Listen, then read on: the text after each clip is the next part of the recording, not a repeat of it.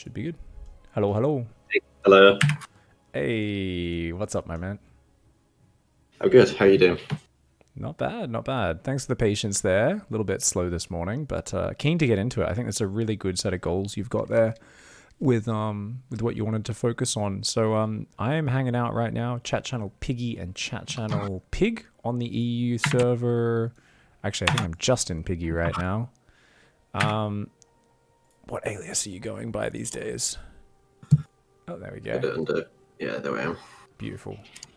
All right, yeah, let's take a look at some of these replays. Lovely MMR. You look like you've been doing really good, mate. Yeah, I'm getting there now. So it's a bit weird because I kind of just made Masters 1 in the last couple of weeks, and I feel like I have no idea how to play the game. but The lovely experience of StarCraft.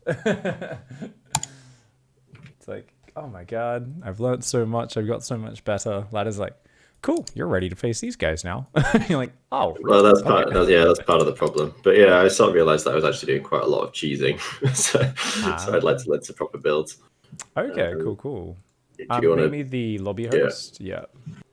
So actually, Masters 1 is what we're doing. Not even Masters 2. Fantastic. All right, and let's have a little watchy. Get the sound turned on there. Beautiful. All right, we are good.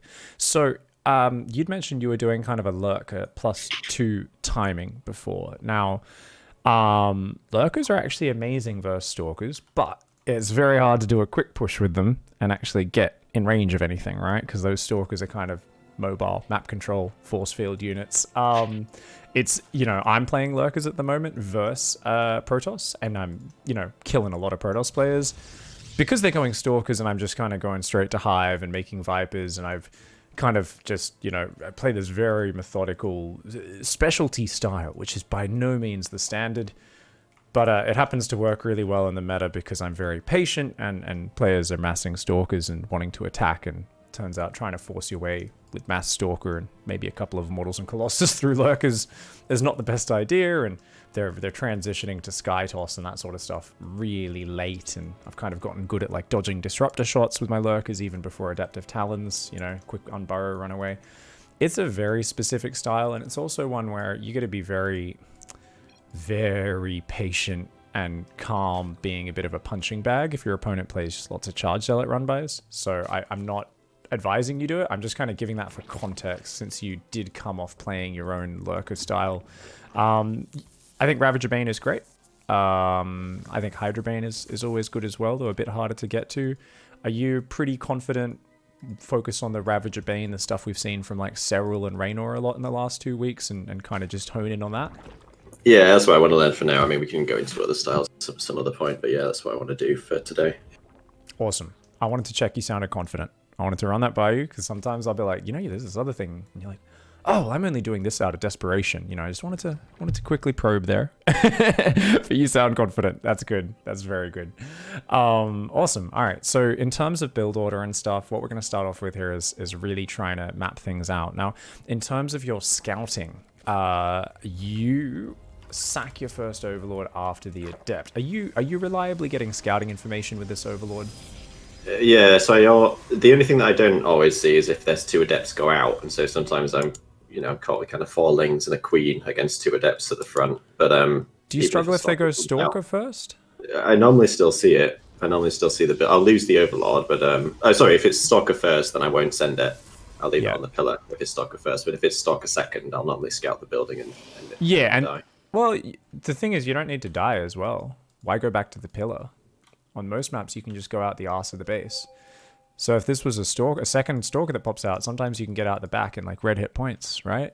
If you head down. So if you're gonna do it that way,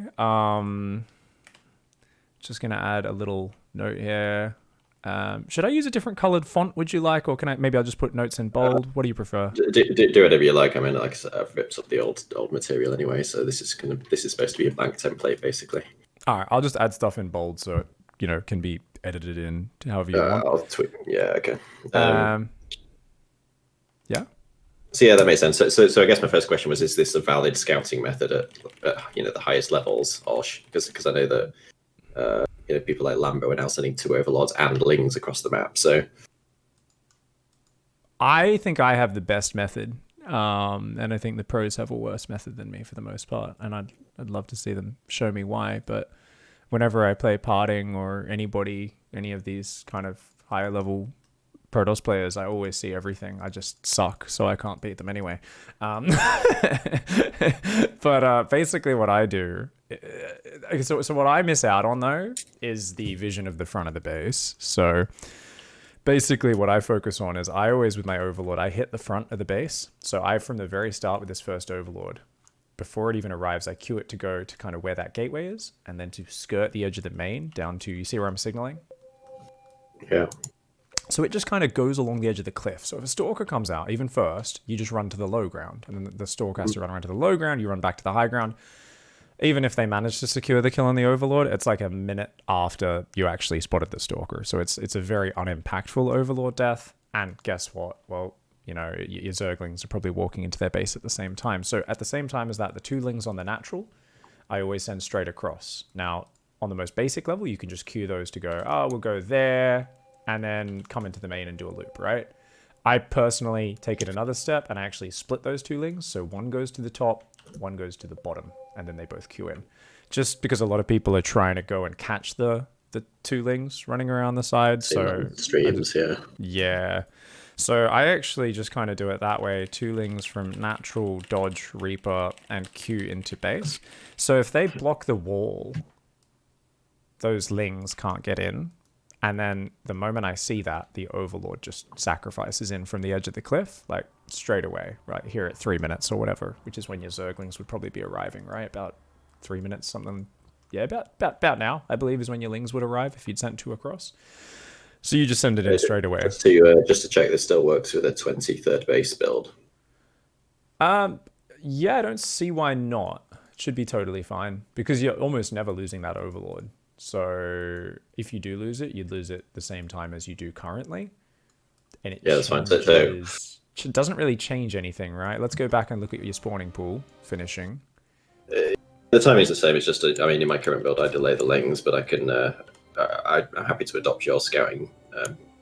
Just make sure you start the 2 lings immediately from the natural. Yeah.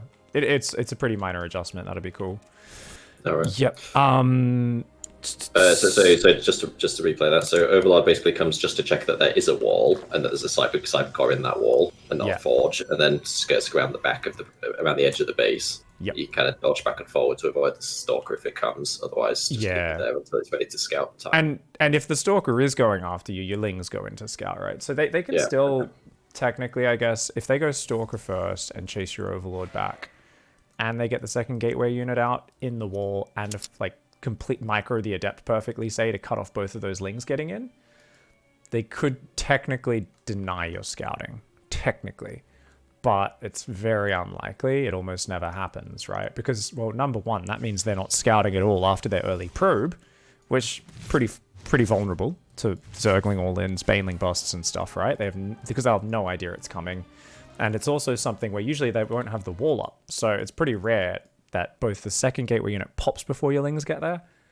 Sometimes, because it usually pops right around the time, right? Usually, depending on the map, like Submarine, you'll always get there way before the second gateway unit pops with those 2 Zerglings. A really big map like Eternal Empire, maybe it's about the same time, but you can usually kind of run past this big gap in the Cybercore, right? Because they haven't finished their wall yet a lot of the time. Some people are walling off with just 2 structures. A lot of people still aren't. So I guess it kind of depends. If they do the 2-structure wall off, chrono their first unit, chrono their second unit immediately, second unit gets in the wall immediately. It's a big map. You may not get in there. That Stalker can deny your Overlord. There is still a 5% situation where they can block your scouting. It's pretty rare, and yeah, they have to give up all scouting of their own in order to achieve it. So I think it's okay. There's always a small percentage if we don't go Overlord speed, right? There's always a small percentage of them hiding what they're up to. And I'd say 95% of my games, the first Adept certainly comes out, yeah. Yeah, which means it'll just be simple. So I'm kind of talking about worst case scenarios, right? So 2 lings from that. So instead of sack OV after first Adept, I'm going to say here, we're going to change this. First OV, queued to check natural Obviously, that's easy if it's Nexus first as well. And then skirt the cliff of the main base, skirt the edge of the main. If Ling's blocked, send it through main and out the back. Same thing there, where if the Stalker's in the wall blocking your Lings, sometimes you can get in, see the tech, and go right out the back of the base to safety before the Stalker kills you if they don't react quick enough. Or you come in, the Robo, the Twilight's on the front side, you see them, you go, cool, and you just turn around and go back to safety, right? Sometimes they put it on the right-hand side of the Nexus here, and your Overlord can just spot it, and then just go back to the cliff and not even lose the Overlord, which is awesome. So I think that's pretty much 100% scouting with that opening. Any questions there with the early scouting otherwise? No, that makes sense. I guess the only other thing is, what's the response to, am I building 4 Lings at home if the Adept comes out, and 6 or 8 if 2 Adepts come out, and, you know, go out? Yes, yeah. Always go up to 4 Lings to make sure, you know, just I often have that last pair of Lings kind of pop out kind of as the Adept is there, right? Just to make your life a bit easier if someone's going to try hard micro that, and yeah, go up to, I mean, if they go 2 Adepts, I'd go 10 Zerglings immediately, maybe even 12 as Ling speed finishes, because I'm like, oh, like, let's just kill those kind of thing if they hang around slightly too long. But yeah, that should work just fine. Use your own intuition on that one. So in terms of your follow-up, let's talk Twilight Robo first of all. In your notes, you've written, you said you appreciate this is a greedy defense. So you've written 345 Roach Warren and Lair, 45 drones, 4 gas. So, sorry, is that at 45 drones you take 4 gas, or are you just saying you saturate 2 bases? I go up to 4 gas, and most of them I do take pretty late towards the end. Yeah, so I pretty much get up to 45 drones and then take the gases, more or less. Okay, so what we can do there, and what I like to do is kind of go, I just go up to 3 gas and just have the 2nd and 3rd gas go down with your Roach Warren and Lair, but they're just below it in priority. So it's start the Roach Warren, start the Lair, start the 2nd and 3rd gas as soon as you can, as always, without massively cutting into our lava production or anything, right? So, okay. So it is okay to get a Lair, because I guess most people have been going no Lair versus Gladet builds. Yeah, they're making it way too complicated for themselves, in my opinion. So it's up to you whether or not you want to do this, but people are like, oh yeah, I want to see if it's a DT build, I want to see if it's a Gladept build, I want to see if it's this or that. So, and you can let me know your thoughts on this. I'm still a big fan of just defending with the same thing against both, because I think that's it's my preference as well. But yeah, it just turns out that mine was a little bit too greedy against some earlier ones. So if three gas is basically the change that will. That'll make you a bit safer, yes. Yeah, 45 drones was a little bit too risky there. And the thing is, it's like, well, if it turns out it's Glaive Adept and you've made 2 Overseers and Roach Speed, and then you die to the Glaive Adepts, it's not that your response is wrong. It's like, well, you could still have seen at the last minute, it is Adepts coming out with a Warp Prism. Let's cancel that Roach Speed, you know, like I don't really need that, and just make more Roaches, right? And to be honest, that could just be your standard defense, right? Like, whereas sometimes against an Archon drop, people are like, cool, make Overseer, make Roach Speed. And it's like, wait. Like, if we can just change the standard to be like, make 10 Roaches, then add Roach Speed, right? And that way you're safe against, you know, both kind of thing. So 3 gas, 45 drones. We're going to change that to like 41 drones, I guess. And if you mess your opening up, maybe it's only 38 drones, right? It's like 2 mineral lines, 3 gases. So one of your mineral lines is down a couple workers. That's fine, right? If you, oh man, I've messed up against those Adepts. I'm a little behind. As long as we get those Roaches out in time, and then we kind of go out, and as always with Adepts, it's intercept them forward, right? On the edge of creep, force the shade out, pull back, and then as your next wave of Roaches comes out, you can start to kind of split into 2 squads with the Roaches, 2 different control groups, which is really nice. And as long as you leave no drones on your 3rd base, you should be fine. I've lost my 3rd base to like really good pro game and Protoss and come back and won the game. If they're going like really hard on the 40 probe non-stop Adept printer, you can even lose your 3rd base and it like doesn't really matter, because, you know, both of you are so slowed down that as much as you'd love to keep your 3rd alive, it's like, well, it's fine. As long as I get this 4th gas up in the midst of it and retake the other 3rd base and don't lose all my drones, we can bounce back. So I think that's a very small change. So I guess we'll add a little thing there where it's lower priority, the Lair and the Roach Speed and the Overseer versus Adept Printer, right?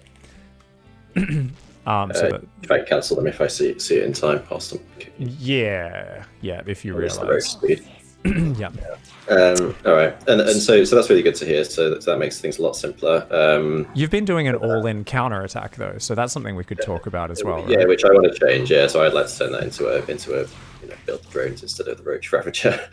Okay, so I guess we can think of this in terms of like how do we transition, and there can be like a few waves to this. So one wave is in the midst of it.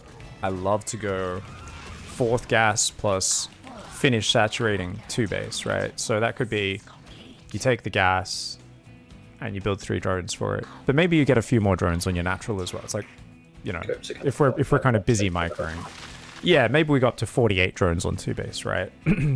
So that's kind of like one mini tier where you feel very confident. You got plenty of roaches, but they're still hanging around and they haven't really lost any adepts. So they're still warping adepts in pretty decent numbers.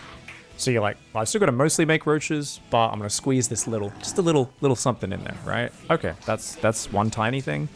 And then the next one is obviously droning the 3rd base, right?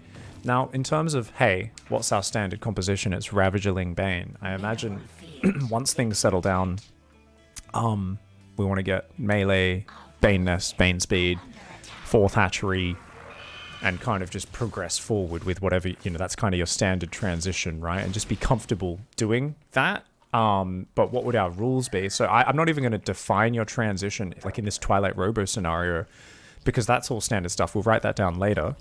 What order that goes down. I think what's important there is probably like, well, how hard do we drone our 3rd, or what's our rule there, right? So, I mean, you're only going to be doing that like, once you're safe and in control, then you can drone the 3rd base. Now, I guess what's the rule there in terms of what do you scout for afterwards? This replay is not particularly useful, of course, for that. We'll talk about Stargate in a sec. Yeah. I mean, you're looking at their 3rd nexus, obviously. Number 1, are they taking a 3rd base, right?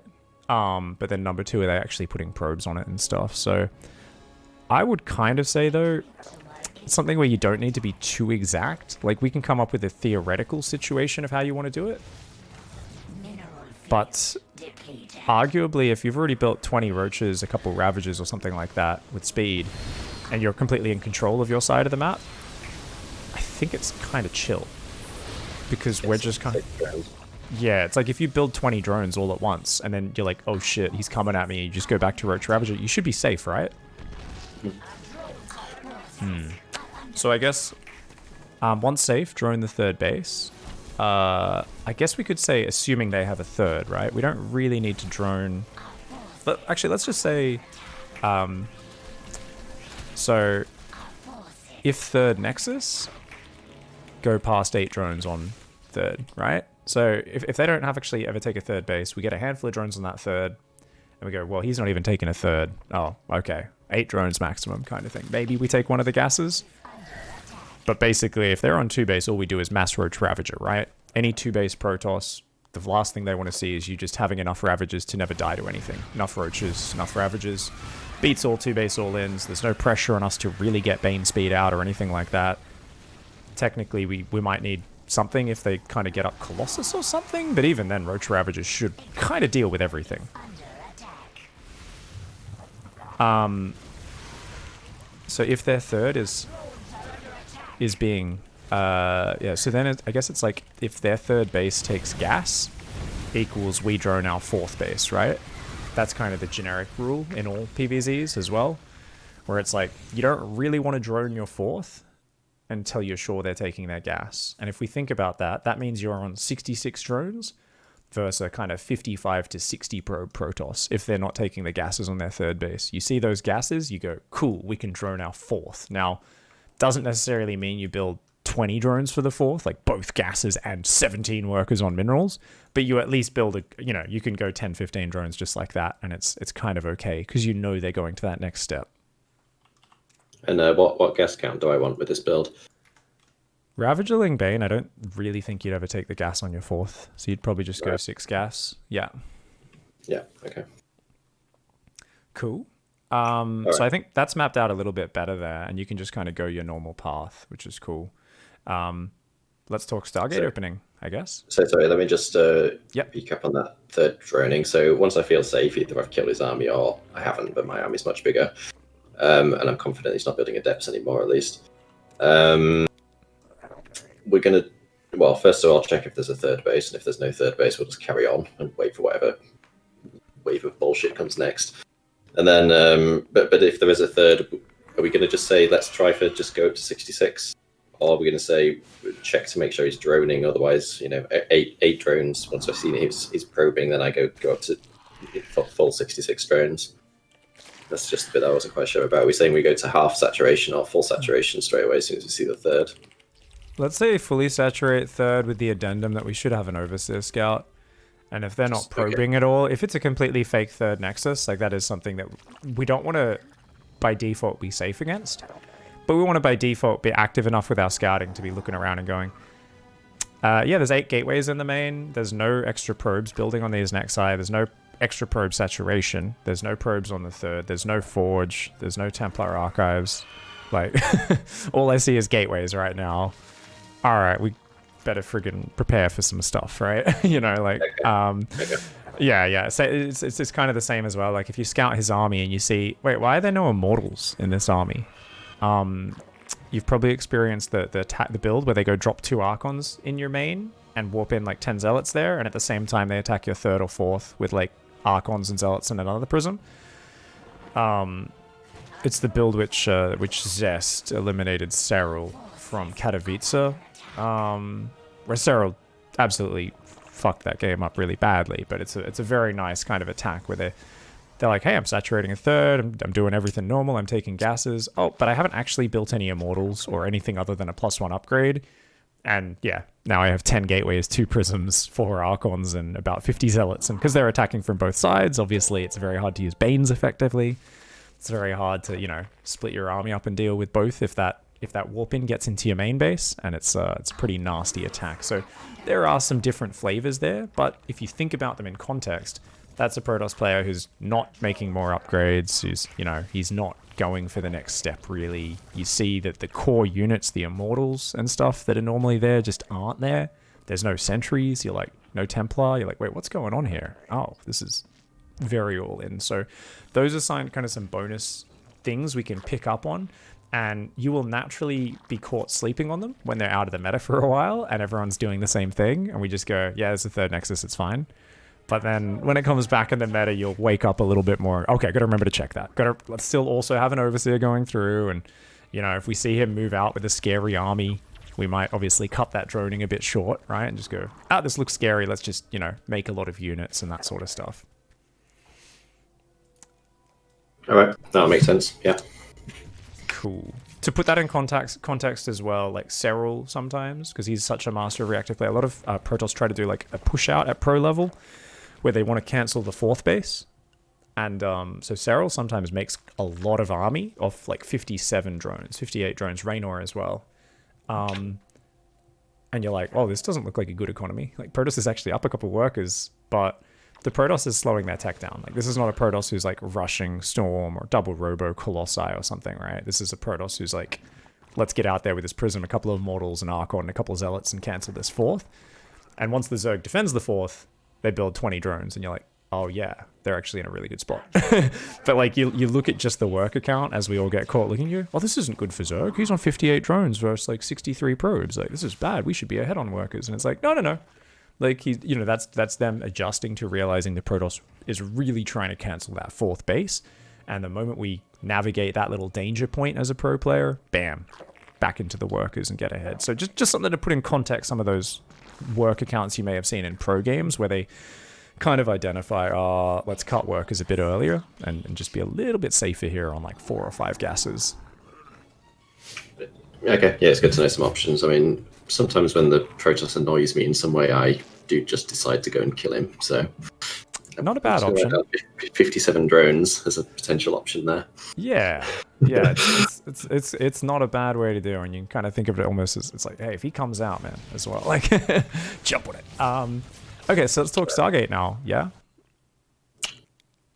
So this was an interesting game because I noticed it in your notes, but basically, you play a little overly safe versus ground follow-ups to Stargates. So I'm not sure if some adepts got you in the past, but you and your notes are at 4 minutes 30, Roachhorn. I advise people to really try and push the greed on that. Like, if you've seen one Oracle only, dropping a Roachhorn is like, okay, shit, man, wait, no other Oracles come out. There's like nothing here. Oh man, I better get a Roachhorn. And if I could even get that here at the time you do, 420, I'd be like, yeah, awesome. I'm so prepared. This is a 419 Roachhorn. Like, okay, he's only built one Oracle. I haven't seen a Phoenix.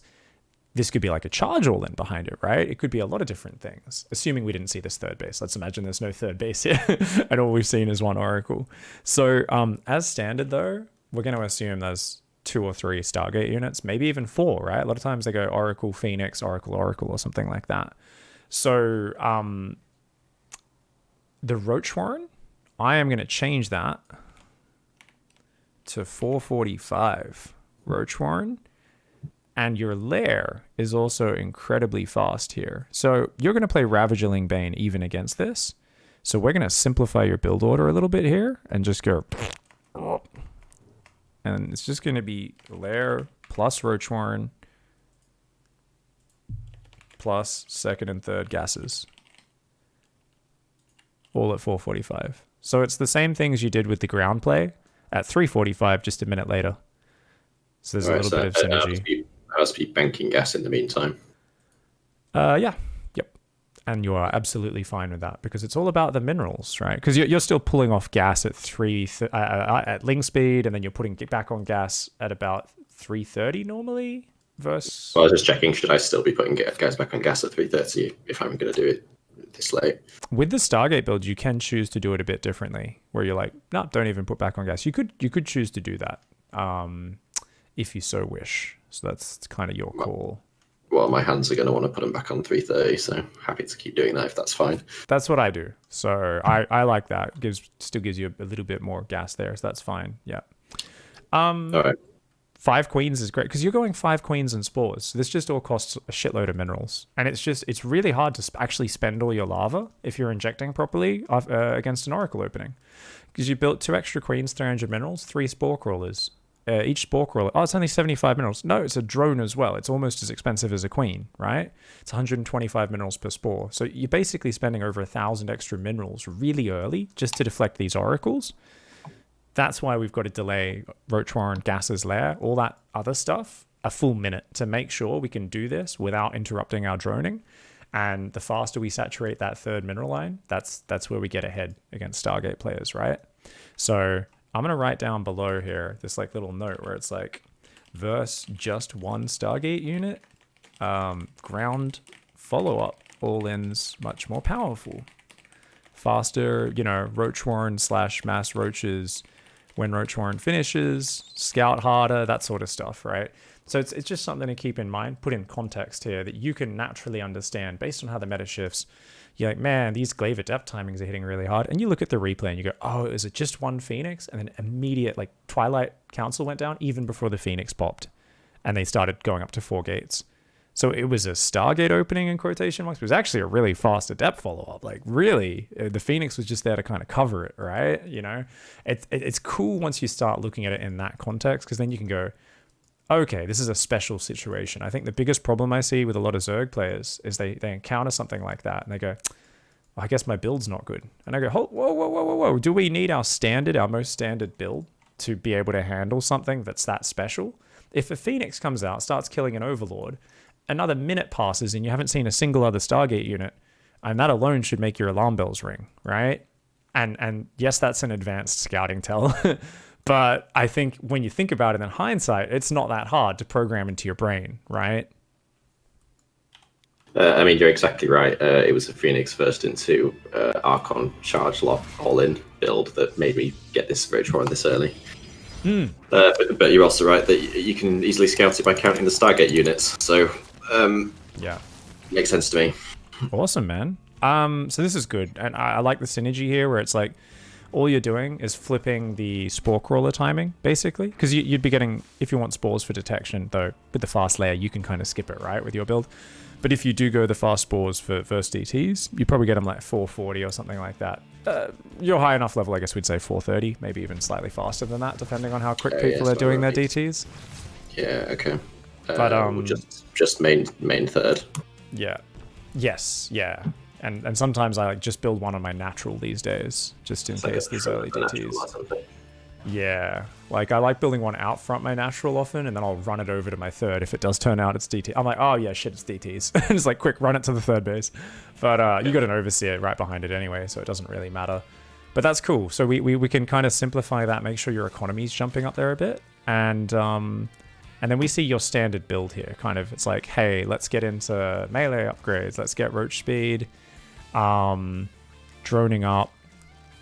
You wanted to define when the Baneling Nest goes down. I mean, your Bane Nest is. Yes.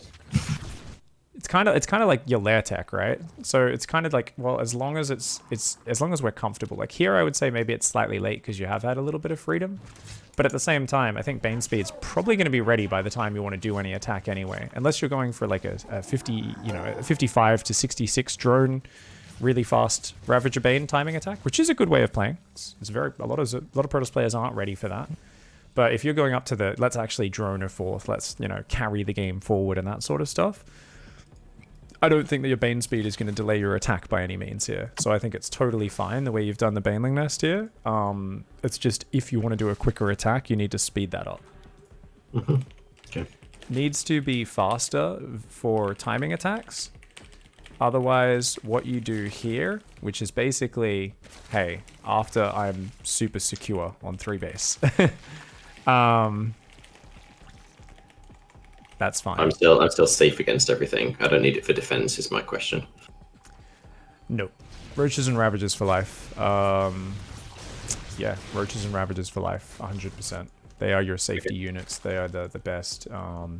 People will be like, oh, but what about versus Marjorie or this, or charge it all in? Aren't Banelings better? It's like, kind of. If they clump up into them, yeah. But if they get in 2 or 3 separate bases, your Banelings are just worse, right? If they manage to, the Zealots hit your third, and at the same time they warp in Zealots in your main with their Prism. It's like, well, have fun dealing with that with some slow Banelings, right? Yes, they can get big hits, but if your opponent spreads the Zealots out and doesn't just move into them as well, the Banelings just aren't the same unit. Like a Roach, a Ravager, these units as they gather up, they're reliable. They're solid. They defend Immortals, they defend Sentries, they defend Stalkers, they defend Archons, they defend Zealots. That's why it's like, hey, just get more Roach Ravager in the face of all-ins and danger, right? So from here, I think your 4th timing is pretty good. How do you time that 4th base? And how do you time your extra gases? So I know in the past you've gone 4 gases a bit earlier than the next 2. Obviously with the changes I've said, we'll go 3 more gases at once because it's up to 3 gas, drone. And normally my rule would be, let me write this down. I would say kind of, yeah, at 3rd base saturation, take your 4th to 6th gases. And then we want to take our 4th base soon after that. I was doing. I mean, basically, as soon as the number on the natural, my current process against Stargate is as soon as the natural worker number goes red, it's 2 more gases of the natural, and then once we get to 3 base saturation, then we get the other 3.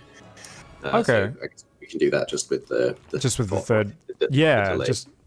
Okay, cool. Third gases, yeah. And then just like the 4th base. Just around the same time as I kind of get to full saturation usually. Cool. Beautiful. Yeah, I mean, you did it at a good time here. Just make sure if you find you forget it in more chaotic games or where they're more annoying with the oracles, just make sure you really don't delay that 4th, because getting 10, 12, 14 drones out on that 4th is just so much more Lingbane Roach stuff coming out, and that can really allow you to swarm your opponent quite well. What's my kind of target drone count in this build? Like 80 or something. Yeah, well, Ravager-Bane's not a long-term comp, so I'm a big fan of, hey, hit timing attacks, punish your opponent, kill your opponent, overwhelm your opponent. Obviously, if they're playing textbook defense, especially on a map like Eternal Empire, arguably it's like, well, going Broodlords is always something, where if the game goes long enough, they get a big enough army, Ravager-Bane can't really trade well into good defensible situations. Did you watch Cyril trap the finals the other day? Yeah, I did. Do you remember the Eternal Empire map? You'll have to remind me.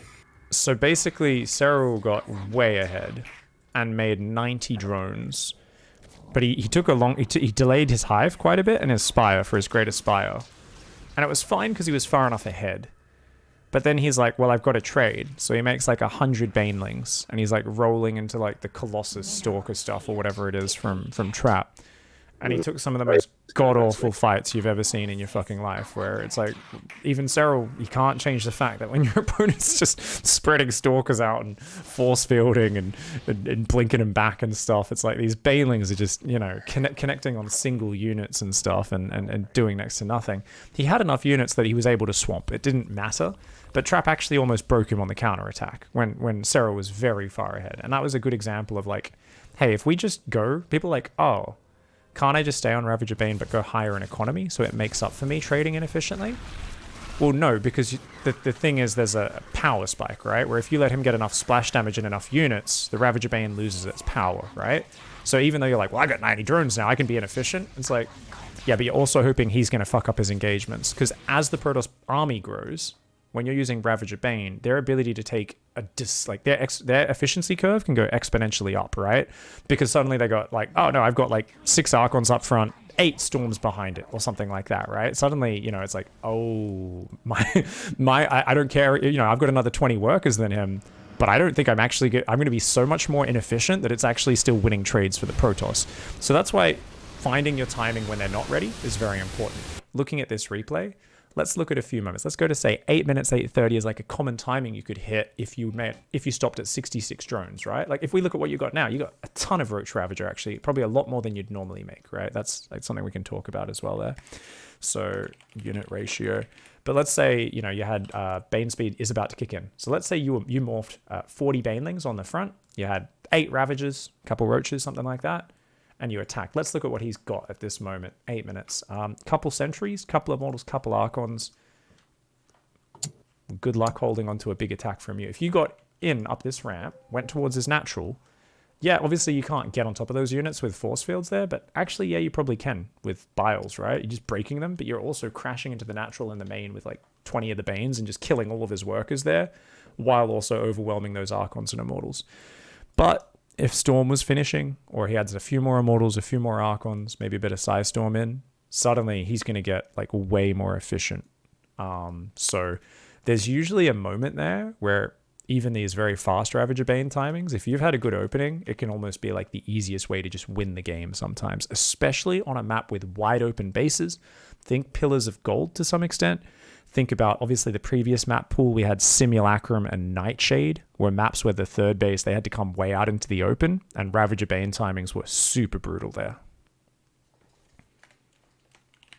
Okay, so I do want to clarify then. So are we saying that I essentially have to do a kind of all-in style with this build? Because I thought that players like Cyril and Lambo were kind of, you know, I've remembered the game that you were talking about with Cyril now, but in the interview he basically said that he was sort of trolling because he thought he was so far ahead he couldn't lose. But no, yeah, this is a great question. Very good. I thought that players like Lambert were playing like this style on a very high drone count into kind of a Broodlord, into kind of a defensively into a Broodlord. Yeah. Finisher. I just wanted to really accentuate all those points because it's such the Broodlords turn things around, and absolutely, if you get your Broodlords on time, it can turn that equation around. I just want to point out how important it is, because if you delay it, you're like, nah, I got 90 drones, let's just not get the broods. Like, you can have a bad time. You know, you've got to really still be very careful with your engagements, right? So the Broodlords is what allows you to sit back a lot more. I think it's very important if they hit their proper timing attacks, and likewise, if you're taking advantage of them not, you know, getting their defense up. A lot of Protoss kind of power through this like point after their Oracle harass. They're like, yeah, I'll just make Storm straight away and 6 High Templar. And you're like, if you just like there are moments where you can just fucking kill them, but there's also moments where they can just fucking get crazy efficient if you don't have Broodlords. So I just wanted to highlight those points where there are options for us to just kill Protoss players, especially if we get in a meta where everyone's just chronoing Storm and upgrades and they've got next to nothing guarding their units, and you give them a free pass. You go, here's your hall pass. They get through that 2-minute period where you look at the replay and they've just got High Templar gathering an obscene amount of energy, 1 Immortal, 1 Archon. but then like 2 Immortals are popping at a time, more Archons are in, and suddenly the army just explodes in power because they've gotten away with being very greedy. They've gotten a 4th base up for free. They've exploded in this unit count and energy, etc. So the Broodlords are still very important. All right, so replay that. So essentially, I can either choose to do an all-in from the very start and kind of do something 55 to 66 kind of Ravager-Bane all-in. Yeah. I can go a bit more macro and kind of go to something like 75 drones and then do a slightly later, bigger attack. But if I want to play late game, then I can kind of go up to 80, 85 drones, but I need to be teching really fast at the same time. Is that the point? To some extent. I mean, if they attack on creep, you're going to be able to take better fights naturally, but just don't get caught in the position where, you're both making 90 drones and making a ton of Ravager-Bane, and then they don't quite commit to the fight, and you just never make your Broodlords and so on. And okay, so I need to trade them somehow. Is your point? So either I do fight the army to get rid of some of it, or I do need to then do kind of splitting and run bys and something to and I would say you're almost always as standard going to look for a timing pre-Broodlord offensively, even if you go up to a pretty high worker count. And let's just talk about that a little bit. So in terms of attack timings and kind of what your theory should be. So just keeping an eye on kind of the notes here. Just 6 or 10 Ravagers. You don't really need more than that. Now, obviously, more Roach Ravager can be nice for dealing with higher Archon counts later. But the point is, if we invest in a lot of Roach Ravager, they're low damage units that are kind of clunky. They get stuck behind each other, not as mobile. The Bane is what just gets in there and messes up the sentries, kills the High Templar, right? Kills all those units, right? And Bane speed especially is a very brutal timing. So in attack timings, so down the bottom here of this page, I'm writing unit ratio, I'm writing attack timings, Bane speed. Get right in there. That's a beautiful, powerful attack. But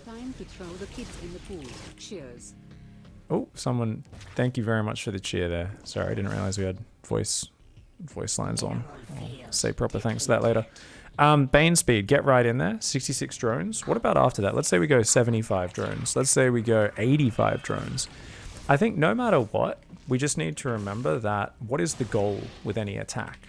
So what do you really want? If you're really committing to a big attack against Protoss, what is the gold prize in your mind? Yeah, so I guess when I'm thinking about this build, I'm actually thinking about what I see a lot on streams is that, there's Protoss armies marching onto creep and then getting surrounded from 2 sides by these hilarious Baneling clouds. Yeah, I guess I'm thinking about how it works very well defensively, but obviously if he doesn't come out, your point is I've got a kind of a mid-game army and needs to do something with it. It's an important skill to use it. If you can use it offensively very well, you'll have an even easier time using it defensively, just because it is harder to attack than to defend with this army if you've got good creep spread and stuff. Yeah. So if you are trying to attack, are you trying to go for the economy or the army? I guess what's the golden prize when you're facing Protoss? So I'd probably go for the army because that trades and that means that I can go into a higher tech, and then obviously if I crush it, then I can go after the economy as well.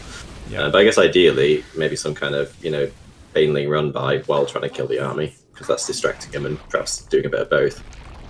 So going for the economy is obviously always the highest valued thing for damage, right? Killing workers is always great in StarCraft. But you're absolutely right. Getting the army. When we were talking so much, and I was really highlighting just the exponential spike in efficiency of that Protoss army, right? Where a lot of previous E for the last few years, it's like the Protoss is just building up and defending and then trying to hit kind of just before the Broodlords are out, right? Because they've hit this point of having so much shit that is so efficient at killing Ravagers and Banes and Zerglings, right? And they want it, they're like, well, once the Broodlords are out, my army's not that good, right? The Broodlords kind of can just siege the Protoss army and start it back, and the Protoss kind of just takes so much damage to the Broods. So killing the army, whittling it down is always important, right? You got a few High Templar with nothing guarding them, they're not that good. You got a few Archons with no splash damage behind them, they're not that good. They can get kited down, right? But it's all the pieces working together where the Protoss army is just jumps in strength very jaggedly, very big jumps as they get all the pieces together. So killing the army is the goal, but going for the probes is often how we make that goal happen. Because ultimately we've got to remember that it's all about the angle. We're coming in with the shorter range, weaker units, high damage, but very fragile. So it's all about finding an opening, right? So often, you know, you don't attack through one choke, you do the Bane run by that you mentioned, or you get in between the bases and you split half your army into the natural, while he's kind of saying, hey, run into the choke point of my third base, right? He's like, attack in here, please. Let me force field you. And you're like, well, no, I'll just hang in the open, kill this gateway and split half my army into your main and natural, and you have to come to me. And suddenly you're the one eating biles, you know, you're the one who's running into my banelings and stuff, right? So that's kind of some of the mindset there with your attacking goals. In terms of your transition this game, you did go a pretty quick hive, and you actually had your spire up earlier than that, or did you just forget it and added it much later, I think? I think I was late with my spire, and I accidentally cancelled my hive a couple times. Oh, really? Damn. Yeah, so I was intending to do this, but yeah, I got distracted by something. I had a Zelda run by, was killing me, that was what. Yeah, it should always be hive and spire at the same time. Yeah, right? I do get that, yeah. Those should be linked. You know, it's like that fucking couple who can't go anywhere without each other. You're like, Jesus Christ, you know. But yeah, it's you know, absolute codependency between the hive and the spire. Your banelings are on the same hotkey as your ravagers, so when you've got your army split in 2 or 3 groups, because you're doing run-bys, you're flanking them from 2 sides, I don't particularly mind it. It's not the end of the world, but in general, it's way better to have those banelings on a separate control group, so you can just easily click them. Are you just control clicking them to click them in the back? Yeah. I click them on the command card, yeah. Alright. As long as you're practiced with it and consistent with it, I'm okay with it. You do your own technique. If you notice you're really bad at it, you keep running, you know, mismicroing them, consider using another control group. But arguably at this point, you should probably have your army in like 2 big squads anyway, right? Same with like Ravager-Bane. Yeah, okay. Yeah, I'll pay attention to whether that's a problem, but yeah, because like I said, I used to do you know, Ravager Ling all in on kind of 45 drones every time it wasn't Stargate, which used to be all the time. I got quite practiced at, you know, control clicking the Lings to surround and then biling. So, awesome. but yeah, I'll pay attention and see if that's the problem, and perhaps we'll use a second hot group if needed. Yeah. So talking about all the theory, now whether you're hitting a sharp attack of your opponent or you're playing the Broodlord timing, I've talked aggressive this whole time, right? And you've been saying, well, I can still go Broodlords, right? And I'm like, yep, you can. Just, I'm pointing out all the aggressive options. Let's just go back quickly, and I want to point out, remember I mentioned your Roaches and your Ravagers, you built way too many of them? Mm-hmm. That's actually even more important defensively. So with that unit ratio, 6 to 10 Ravagers, mostly Link Bane, if you want to play the big economy, the more defensive style that you've really got to stop me getting into Broodlords, buddy. Well, the best thing you can actually do is, like, even at this point, you could even already be like thinking about getting that infestation pit started. And kind of starting your way down that tech path to open up the Greater Spire. And notice you just dumped a crazy amount of gas into 6 Ravagers. It's like 6 Ravagers, like what, 450 gas or something like that? It's a lot of gas, right? So just remember, you can always make Ravagers reactively if you've got good Ling vision. And if these Ling spotters ever get killed, replace them. So right now on this map, you should have just built a pair of Lings and just clicked them up here, right? Mm-hmm. And then you could split one up into this base or something as well. But always just have extra Lings to see when they're coming out. So you can just go, oh, okay, let's make Ravagers. But if you're not planning to do an attack, like Ravagers, their real power is the fact is you can make them at the last second, right? So like you'll see when some players were, and they used to do this a lot greedier. The Protoss players weren't as good at scouting and committing to timings. They would go like, yeah, I've got 2 Roaches. And Rogue will still do this sometimes because he's fucking Rogue. And he's like, he all-ins on greed sometimes. And he just dies really easily sometimes when people catch him. He'll have 2 Roaches at a pack of Zerglings. And he's like pressuring with those Lings to try and like do the thing. And he's just already going Hive and Spire at this point. And if they push, it's like, well, you haven't even got the Roaches out to make the Ravagers, so it's really greedy. But like, you actually, if you manage to cobble together a defense responsively, reactively, you can absolutely hold it. So even if you just had 5 or 6 Roaches and then just Zerglings and drones and go in a hive and stuff, and then you're like, oh, he's coming, and you just morph all those Roaches into Ravagers, morph Banelings, you can still have a pretty sick defense, especially with this great creep spread that you've got. Like, hats off on the creep spread, mate. So just something to keep in mind that, you know, there is always the option there strategically of like, hey, how fast do I want to push that tech and so on. But whether aggressive or defensive, just less roaches and ravagers in general, because those Banes, if he does a pressure to cancel a 4th or something, just having an Uffling Bane to just get on top of it. This whole period, he's not going to have 6 Archons in front of his army, right? He's actually got more Archons than normal because he's not going Storm or Colossus or anything like that. So this player has more Archons than normal, where arguably you could go more Roach Ravager against this. Like if someone's doing that, it's like, okay, I want more Ravagers, more Roaches to pick off this really bigger Archon push. Like especially if they go without Storm all game long, that can be a response, but it definitely shouldn't be the standard. It's only against really mass Archon, heavy Archon tanky players. Okay, so but even against this guy who's got a fair few Archons, kind of the 8 Ravagers and the Wrestling Bane will be fine. Yeah, I would still probably only have like not too many just yet, and then it's like maybe a minute from now if I see that Archon count continuing to grow kind of thing. That's where I'd be a bit more like for the fight, but yeah, set on the 8 Roaches for now without morphing them. Yes, yeah. And then like if you were scouting and you kind of got this feel at this point, you're like, oh, it does look like this is gonna be a very meaty army, and I don't see any High Templar, I don't see any Disruptors. Okay, I'll add 10 more Roaches, like, and I'll kind of get ready so I can actually go up to like this big, 12, 13 Ravagers and a handful of other Roaches. And once you got that count, you've got enough that like the Biles just put on the front line of their army, plus like shoot, pull back. Like you don't even engage with the Banelings when they're pushing with this sort of army. Your Ling Bane just hangs back and your Ravager's like, hey buddy, he's like, come deeper. And you can have the surround getting set up at the same time, but if, your Ravagers can often pick off multiple Archons before the fight even starts because this army is just clunky and slow, right? You've actually got the range advantage against this. It's only once they add like, Storm, Colossus and stuff that they can really contend with this army here. Okay, and that might be another good reason then to, if I'm playing defensively, to put the Ling Bane on a separate hot group. Yeah. Oh, I mean, I still put the Ling Bane on the main army, like, well, the Lings anyway, but the Bane's on a separate army. Yeah. So in that situation, it's kind of, I guess, more of a just like, I'm just boxing my Ravagers or control clicking them and just running them forward, pull back. I guess sometimes I do it with the Lings on the hotkey as well, where it's kind of like, I'm just kind of microing backwards a little bit with them, where I'm always kind of, moving forward with the Ravagers. And some of my Lings are inevitably running in front and getting themselves killed, but most of them aren't because they're kind of kept a little bit further back. And every time I run forward and take an A move or whatever, I'm then immediately clicking back. So my Lings are kind of already kind of far behind the army and they're staying a bit further back. So even when I click them forward, I'm immediately clicking them back behind. Whereas the Ravagers, they get an attack move and they actually start fighting the Archons because they're in aggro range. That's all very fancy stuff anyway. Let's just take a look at this one. So yeah, I think if you had the Great Aspire on the way and stuff, that would be great. I think the other thing we can see here is that you were just kind of sitting in your corner of the map. You cancelled his 4th initially, and then you just sat there. So even if you're playing the very defensive Broodlord style, remember, I wanted to go back and not talk about, hey, you could have killed him.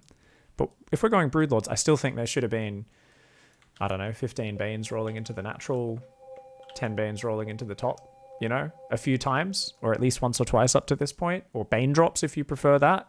But I think we could have been a little bit more active with just hitting those probe lines at the very least to sort of get some trades. One Bane they run by that ran straight into his army a minute ago, but yeah, I can do more of that. Well, let's take a look at that actually. Let's see, because I think that was just the end of it there. Yeah. Okay. Well, the B key there just decided to jump me a whole minute. Okay, so there's like a real small Ling run by. Yeah. It's okay. Did need a bit more Ling map vision, but we can also just look at the other things that aren't set up here, right? So the thing is, you don't need to just be like, cool, roll Banes in. But you can just be waiting. So then when you see him move out here, you're like, oh, cool, these 20 Banes I just have waiting up here in the very top of the map the whole time. I can just click those in the 3rd mineral line now. Like, as long as I see him continue to push, right? Same thing. It's like, oh, I had, 15, 20 Banes waiting down here, or maybe down where your Overseer is in the very bottom. Click those into the natural, right? Okay. And especially if you've got the Overlord. Sorry, what was that? Yeah, so just do the run-bys as the attack comes and he's distracted. Yeah, if he's camping on 3 base especially, there's no need to, right? But sometimes you'll run over there even though you're still looking to be defensive. Like Ravager-Bane Bane can't really get cornered. So you can still run over there and kind of do a oogie boogie, just to distract him while your Bane's running.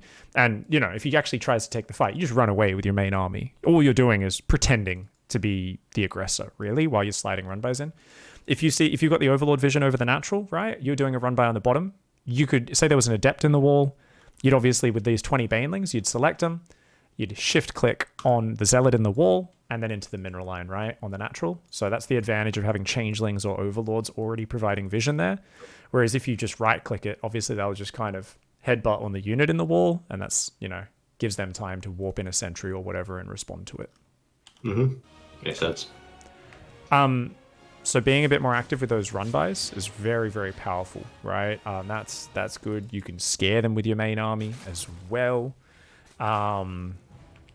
Scaring them with main army, doing Bane run-bys at the same time.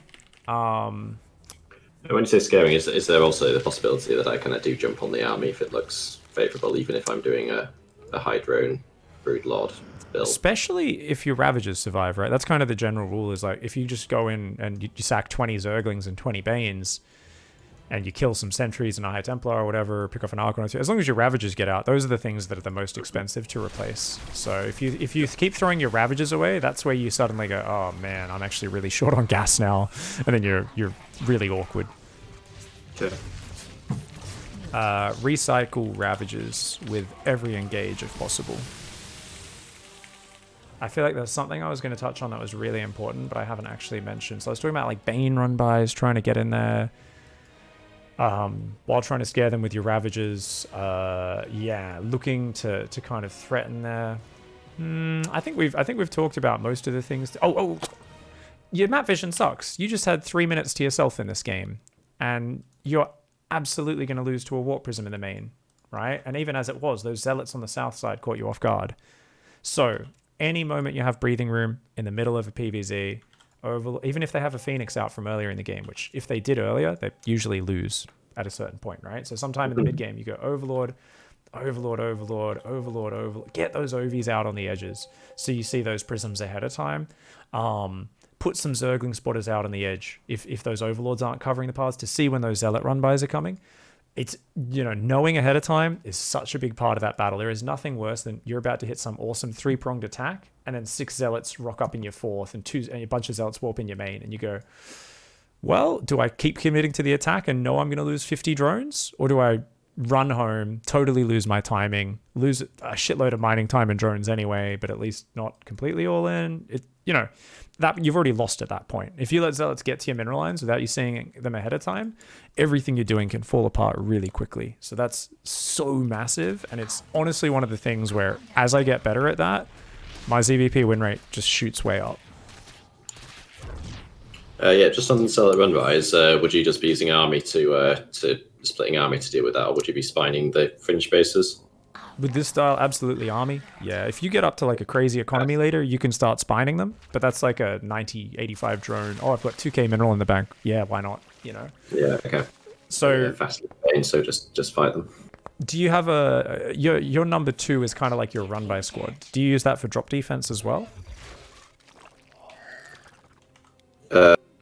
Yes, I would be using. I kind of just use 1, 2, 3, kind of flexibly, but if I've got a big main army, I'll be using number 2 for either splitting off for normally for the defense in the main or at the other base. Cool, because check this out. You see the Zealots coming. This is your dream. A lot of players like, Zealots. If you see that, you split off 30 Zerglings, 15 Banelings. You just go after it. And as soon as you've cleaned that up, that same squad, it's a lot of units to commit to defense, right? But now it's your own counterattack squad. And it's your turn, right? So that's the really useful thing when they're sending the Zealots across like this. Obviously, we love it if we have Hydras or Mutas because we can actually completely shut down a Prism. Whereas if they've got a Prism just kind of hanging in the dead space, it's kind of annoying. You can't do much about it. You kind of just got to, okay, we leave a squad in the main, I guess. God damn it. And keep an Overlord on it so at least we see when it moves in.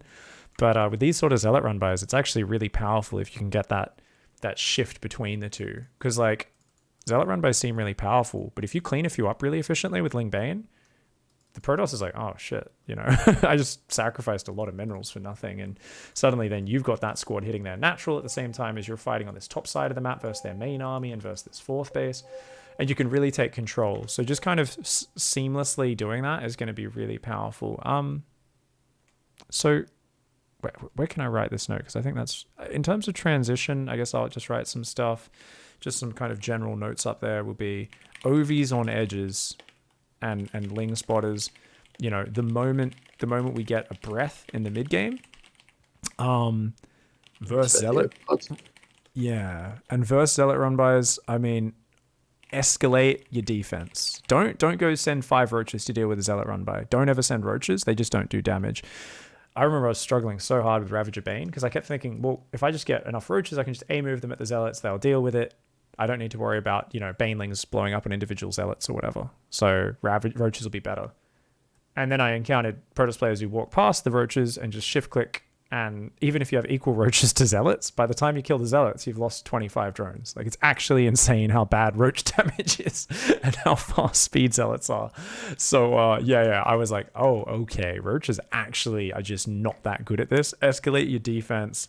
So go more than enough Ling Bane. And the way it works is normally the Lings will kind of surround them, hold them in place. And as long as you haven't like A-moved those zealots from too far away, the Banelings will just come in and get these really nice hits on the clumped up zealots. So I don't need to look too much. It should be fine, and then turn it into a run by later. Yep. Counter-attack run by across the map. That's really powerful. I remember that I was getting so frustrated with this style till I kind of just found a rhythm with that. I remember having a really epic game with Nina where she kept escalating the Ling Bane run bys over and over, and the Zealot run bys, sorry, and I kept trying to counterattack with the Ling Bane, and then like it was this constant battle of those Zealot run bys getting reinforced and like Archons joining up with them to try and be efficient against the Ling Bane, and me reinforcing the Ling Bane count and trying to like get good surrounds on the Archons quickly while the Banelings kill the Zealots. And there was actually an insane just battle for the fringes of the map and the fringes of our expansions. And I kept denying 4th and 5th bases and stuff, and she kept getting a 4th up in the other location. And then Zealots would find their way in on the other side, and then Zealots started running through the middle of the map and just hitting my natural and shift-clicking drones. And it was this kind of interesting thing where I kind of realized like, oh, cool. Like there's kind of both sides of that equation where they start sending 2 or 3 Archons with a Zealot run by, and if you're not looking and your Banelings all kind of just get wrecked, and then the Zealots come in and they're twice as scary. You're like, shit, I need more time to make more Banelings over here. And same thing on the other hand, right? The Banelings just hit the 8 Zealots, kill them so easily. Your Zerglings and Banelings run in and you're pressuring on both fronts. So there can be a battle for map control there. But I would say the more important part is, of course, just making sure we see things like warp prisms ahead of time. And, we can kick some butt. Honestly, looking at how you played this game, just to summarize a little bit, as we're kind of finishing up, you would have absolutely dominated it just by doing Bane run bys this game, I think. I think you would have had this player, because notice when your fights happen, they kind of kept escaping the full surround, right? Yeah. You were like, please come deeper, but you just weren't doing anything to force them to do it. Number one, your Hive and Spire wasn't there, and they were actually scouting really well. So I don't know if they were aware that they had more time or not, but they definitely did, right? So number one, they didn't have the pressure to force the fight. Number two, you weren't running in and throwing them off by killing their workers and blowing up pros and denying the 4th a second time and keeping them busy. And that's the stuff which often forces them, I gotta go push. And they kind of, get in and get surrounded, right? So we were kind of like, please give me the fight. And I think in future, you're going to be a little bit more, hey, if they don't commit to it, it's fine. I'm rolling Banes into their base, right? I'm going for the brute lords. And at the same time, you're making more plays yourself. So I think you mentioned it yourself. You're like, oh, you've been visualizing this as getting the big surround on creep. But I think we just need to do a bit of a focus on the dance moves leading up to that point, and that should naturally happen once we're both teching harder and also harassing harder with Baneling run bys, and you're naturally going to force them to gift you that engage. This was really good hallucinate scoutings from this player, by the way. Hats off to the Protoss. A lot of Protoss would have stepped a little bit further forward. Instead, they were like, let's do a hallucination and send it. And oh god, that's a lot of Zerg. Get the fuck out of there. So, well done, Rick, who is hitting that point in the game now with this gas bank, where it's very scary for you. Even if you didn't take this damage on the bottom. Just because they can warp in so many Archons, and you're still on Ravager-Bane. And you can deal with that, but you start needing exceptional Ravager control, like I was talking about, where you're kind of like pick off an Archon. The Ling Bane is kind of taking positive trades elsewhere on their mineral lines or against Zealot run bys and stuff. because the moment your Bane runs into this, well, we know what happens, but let's watch it one more time, I guess, to hit it home. That goddamn Archon count, holy shit. We also didn't have many Banelings here, right? And that's a huge loss. I mean, you were out of money, but the Banes are massive for at least clearing all the Zealots, yeah. Awesome, mate. I'm reviewing the notes, I'm looking at this, I'm kind of just simmering on this. I'm trying to think of any important points I've forgotten. Are there any questions or areas where it feels a bit vague? You're not quite confident on what we've talked about? No, I mean, honestly, this is a new build to me, so I think you've given me plenty of tips to get on with the basics. I'm sure I'll come up with things that, what if they do 2 base carriers and who else knows what. But so we can refine based on other stuff for the next session. So I'll just get learning to practice the style first, and then I think there's plenty to go on here that's going to take me a while to learn. Any other questions? Do I just ignore the oracles from the mid game onwards, because obviously they still should exist at this point? Yeah, pretty much. Your queens can kind of come out. Like, you obviously don't just be hanging right outside their base, right? If they're really good at keeping them alive and stuff, like, well, sometimes you can bile them, right? Don't, if you see it just sitting there, do go for it. Often they're busy, right? Especially if you're doing more Bane run buys and stuff. And just push your creep queens out into the middle of the map if they're hunting your Ravager-Bane in the middle of the map. It's like often you'll be like kind of going over to do a bit of an oogie boogie. 2 oracles turn on their lasers, start chasing your Ravagers, and you're like, okay, back to the queens. Queens, get out to the front of creep, and maybe you lose a Ravager or 2, and it's a bit annoying. But yeah, we don't really need to focus on them too much. Just kind of chill with it. And if they're a stasis boy, then make sure we're splitting some Zerglings in front of our attacks, because I've seen a lot of people roll in, get 30 Banelings and a bunch of Ravagers frozen by a stasis trap, and that's always a bit rough. Yeah. I think super happy that we can have a consistent build for all Stargate openers that's just a slightly less greedy than my old one. So that's pretty much my old style, just tweaked a little bit, so that's perfect. But then turn that into a macro game rather than all-inning. And I guess the other quick question is, obviously this game is a Stargate into Ravager-Bane. If it wasn't Stargate first and we'd done the Adept defense, does it more or less play exactly the same as this once you finish the defense? Yeah, it's about the droning on the 3rd, but once you kind of get past that, once you get to 66, 70 drones, is it basically the same game from that point? Yeah, from that point, yeah. Obviously, getting to the 66, 70 drones, there's usually more layers of follow-up pressure, but from that point, it's more or less the same thing, yeah. They have a little bit less map vision. They're a bit more observer and hallucination reliant, because they don't have the oracles and Phoenix from the early game. But that's it plays out the same from there. It's just about navigating the layers of follow-up scouting. Not just going, wow, we're gonna make 80 drones now because I defended the first 10 adepts. Oh, nope, we did. As long as you do some follow-up scouting and stuff, the late, or let's just say mid-game onwards, is pretty much identical. Yeah, okay. So that's perfect. So let me just practice that for a couple of weeks, and then we can get another session set up, and I'll let you know what's not working, and we can refine it. Fantastic, mate. Awesome. This is good stuff. So just because, man, our last session previously was ages before, right? Yeah, like 3 years ago. Jesus. Has it been that long? Yeah. Okay. Time passes when you're older. Damn, man. All right. No worries, mate. All right. Hit me up, and good luck in your practice. Yeah, thanks so much. That was great. Thanks, Pig. Good night, mate. Bye. All right, guys. Hope you enjoyed that session. I did not realize it was that long. Holy shit. That's crazy. GG. I hope you guys enjoyed that session. Lots of theory talk there with our Masters 1 Protoss player. We've done a lot of sessions lately on this, but it was kind of good to just go over all the Zerg versus Protoss stuff there and, talk about it.